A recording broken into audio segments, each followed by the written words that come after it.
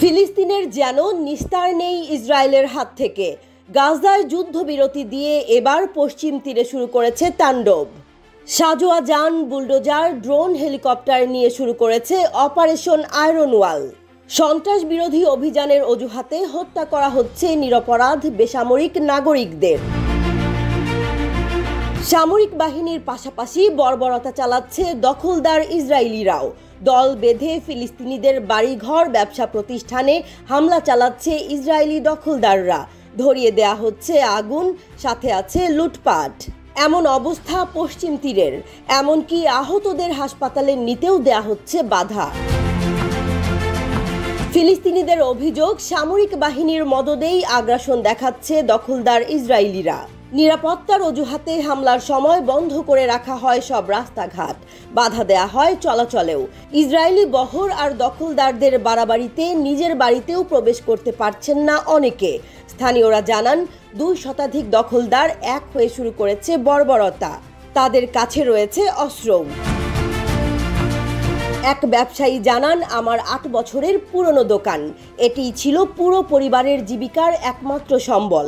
সেটি পুরোপুরি পুড়িয়ে দিয়েছে ইসরায়েলিরা। শুধু আমার না, আশপাশের প্রতিবেশীদের সহায় সম্বলও পুড়িয়ে ছাই করে দিয়েছে। তাণ্ডব থামাতে দোকানের কাছে যাওয়ার চেষ্টা করি, কিন্তু ইসরায়েলি সেনাবাহিনী আর পুলিশ রাস্তা বন্ধ করে রেখেছে। নিজ এলাকায় নিজ সম্পদের কাছেও যেতে পারছি না। আমাদের তো যেতে দিচ্ছেই না, নিজেরাও এই অন্যায় থামাতে কোনো পদক্ষেপ নিচ্ছে না, বরং তাদের সাহায্য করছে। 7 অক্টোবর 2023 গাজায় যুদ্ধ শুরুর পর প্রায় প্রতিদিনই পশ্চিম তীরে অভিযান চালায় নেতানিয়াহু বাহিনী।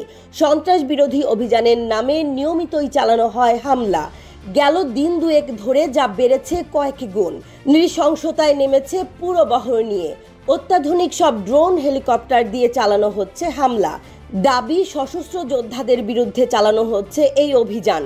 কিন্তু যারা হতাহত হয়েছেন তাদের বেশিরভাগই নিরস্ত্র সাধারণ ফিলিস্তিনি।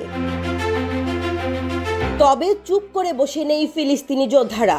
ইসরায়েলি অত্যাচারের বিরুদ্ধে গড়ে তুলেছে তীব্র প্রতিরোধ। জেনিন সহ বিভিন্ন এলাকায় ইসরায়েলি হামলা প্রতিহত করে চালাচ্ছে পাল্টা হামলা। লেবানন ভিত্তিক সংবাদ মাধ্যম আল মায়াদিন জানিয়েছে, ফিলিস্তিনি যোদ্ধাদের হামলায় আহত হয়েছে বেশ কয়েকজন ইসরায়েলি সেনা। যদিও সেনাদের হতাহতের ব্যাপারে কোনো মন্তব্য করেনি ইসরায়েল। এদিকে যুদ্ধবিরতি কার্যকর হলেও গেল মঙ্গলবারও গাজার 2 অঞ্চলে হামলা চালিয়েছে আইডিএফ এর সেনারা। সাফাই ছিল, যুদ্ধবিরতি চুক্তির শর্ত মতে নিরাপত্তা অঞ্চল হিসেবে চিহ্নিত এলাকা অতিক্রম করে সেনা সদস্যদের দিকে এগোচ্ছিল ফিলিস্তিনিরা।